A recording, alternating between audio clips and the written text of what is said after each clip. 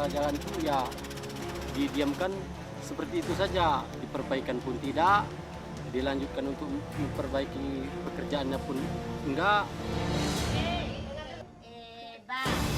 Pemirsa, ini sebenarnya hal yang sederhana ya, membaca, menulis, dan juga berhitung. Tapi melihat semangat mereka untuk maju, untuk belajar di usia yang tidak lagi muda, ini menyeratkan harapan yang besar bagi warga untuk bisa maju seperti wilayah yang lain.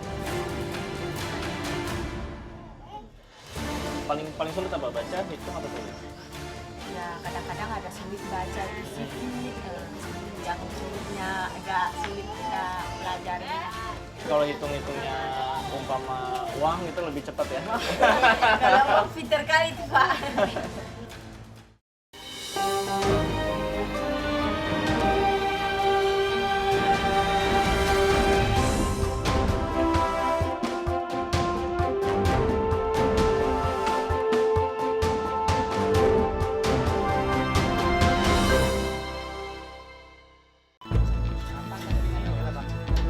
Setahun terakhir, jumlah penduduk miskin di Indonesia turun 0,1%, setara dengan berkurangnya 500.000 penduduk miskin dari tahun sebelumnya. Sayangnya, kabar baik tidak terjadi secara merata. Masih ada hampir 28 juta masyarakat yang tinggal di pelosok dan lekat dengan kemiskinan.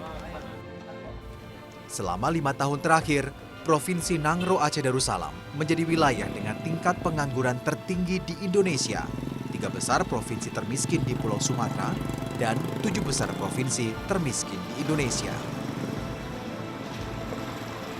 Perjalanan Indonesiaku kali ini menuju ke bagian timur di wilayah Aceh, Kecamatan Simpang Jernih. Yang menarik, meskipun wilayahnya masuk ke dalam Kabupaten Aceh Timur, rute paling aman adalah melalui Kabupaten Aceh Tamiang. Jalur inilah yang kami lalui saat ini. Jalur tanah berbatu disebut-sebut sebagai rute paling baik yang bisa dilalui oleh warga.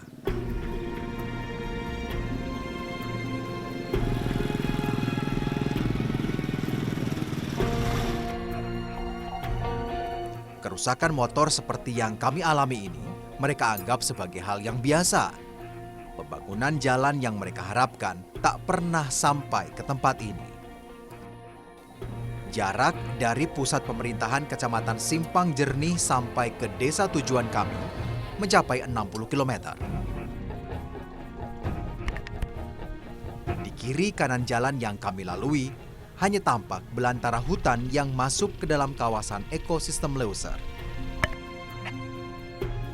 Bisa jadi, salah satu alasan mengapa pembangunan sulit untuk masuk hingga ke pedesaan di sini disebabkan oleh luasnya wilayah dilindungi di sekitar jalur menuju ke kampung mereka. Perjalanan belum berakhir. Kami masih harus melalui perjalanan sungai.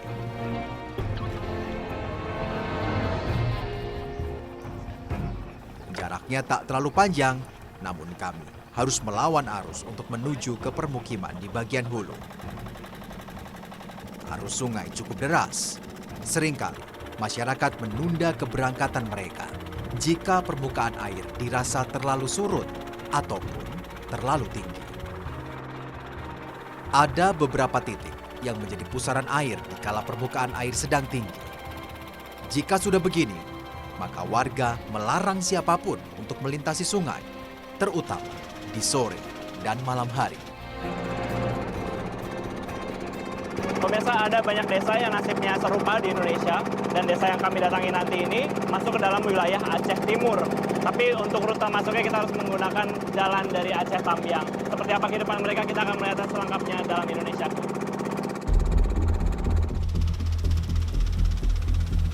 Beberapa pendatang maupun warga setempat pernah menjadi korban meninggal dunia di sungai ini.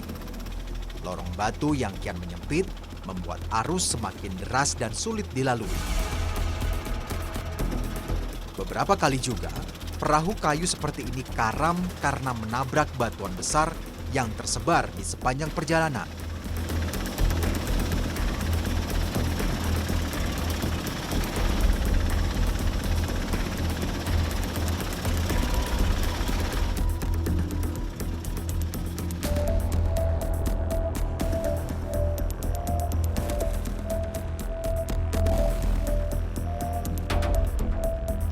Desa Melidi merupakan salah satu permukiman tertua di bagian timur wilayah Aceh. Bersama 3 kampung lainnya, yakni Tampur Paloh, Tampur Bor, dan Rantonaru, kampung ini menjadi satu dari 4 desa paling tertinggal di Kabupaten Aceh Timur. Masyarakat di sini hanya memanfaatkan hasil hutan dan kebun. Tak jauh dari rumah mereka, warga menanam puluhan hingga ratusan batang pinang.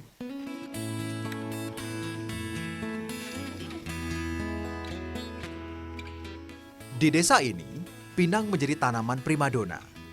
Bisa dibilang menjadi penghasilan utama masyarakat Melidi untuk bisa hidup. Harganya tak pernah terlalu tinggi, juga tak pernah terlalu rendah. Harga pinang ada di kisaran 10 hingga 20 ribu rupiah. Panen yang berlangsung setiap 2-3 bulan sekali bisa menghasilkan 50 sampai 100 kg buah pinang. Maka, dari panen pinang ini, mereka bisa mendapatkan 500 ribu sampai 1 juta rupiah dalam sekali panen.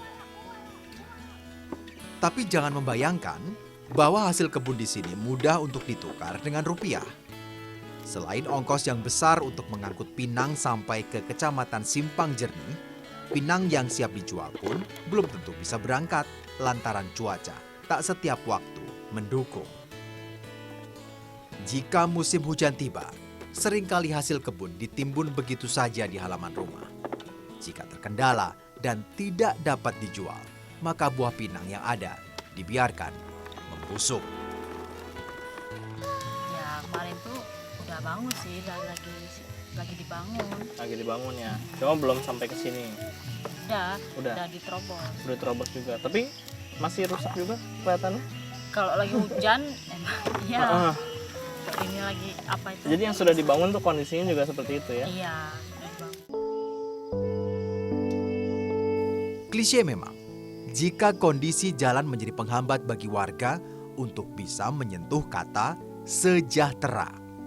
Tapi inilah faktanya, bahwa masyarakat sangat membutuhkan infrastruktur yang layak untuk kehidupan mereka. Seperti kampung lainnya di sekitar sini, Desa Melidi menjadi rumah dari banyak jenis tanaman yang menghasilkan. Termasuk diantaranya dikenal sebagai penghasil karet bagi Aceh Timur. Setidaknya, setiap keluarga memiliki 1-2 hektar kebun di sekitar kampung mereka. Jika infrastruktur dalam kondisi layak, maka mungkin saja Desa Melidi menjadi kampung yang kaya karena banyaknya hasil bumi mereka. Sayangnya, tak setiap waktu hasil kebun yang mereka garap bisa terjual. Karet menjadi alternatif bagi warga untuk bisa tetap mendapatkan uang tanpa terbatas oleh tenggat waktu. Karena getah karet dapat ditimbun dan tidak membusuk. Sejak dana desa digulirkan pada tahun 2015, Desa Melidi mendapatkan jatah yang cukup besar. Jumlahnya sebesar 600 juta rupiah pada tahun 2015, 800 juta rupiah pada tahun 2016, dan menembus angka 1 miliar rupiah pada tahun 2017. Sayangnya, apa yang tertulis tak sejalan dengan apa yang warga rasakan. Pembangunan infrastruktur jalan yang sejak lama diidam-idamkan masih jauh dari harapan. Masyarakat memang sering menanyakan macam mana masalah jalan kita ini, apakah diperbaiki ulang ataukah gimana selanjutnya. Tapi sampai pada saat ini masalah jalan itu ya didiamkan seperti itu saja, diperbaikan pun tidak, dilanjutkan untuk memperbaiki pekerjaannya pun enggak. Digantung ya? Digantung. Jadi kan masyarakat ya menunggu kapan dia harus sampai menunggu, kan seperti itu. Bayangkan, untuk bisa mendapatkan penghasilan yang cukup, warga harus membawa ratusan kilogram hasil kebun dari desa menuju ke Sungai Tamiang.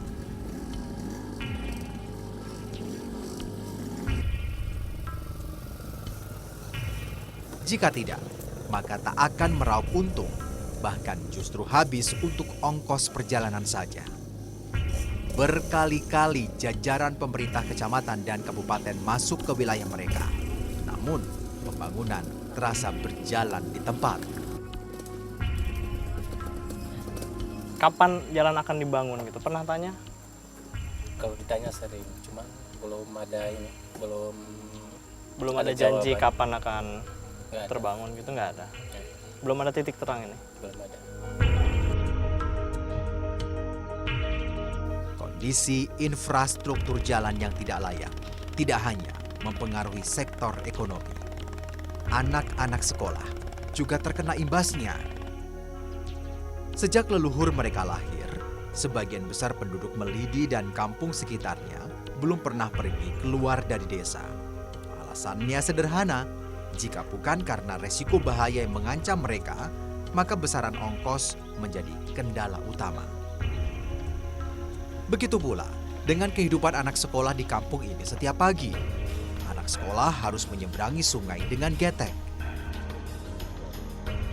Mirisnya, beberapa kali getek kayu ini hanyut saat aliran sungai sedang ganas-ganasnya. Maka jika permukaan air sedang naik, orang tua mereka melarang anak-anaknya pergi ke sekolah. Pemirsa, kalau memang 20% anggaran pendidikan ada dalam APBN, lalu mana buktinya? Karena pendidikan bukan hanya soal sekolah, tapi juga tentang guru dan anak-anak untuk tiba ke tempat mereka belajar. Dikit lagi kita nyebrang ya.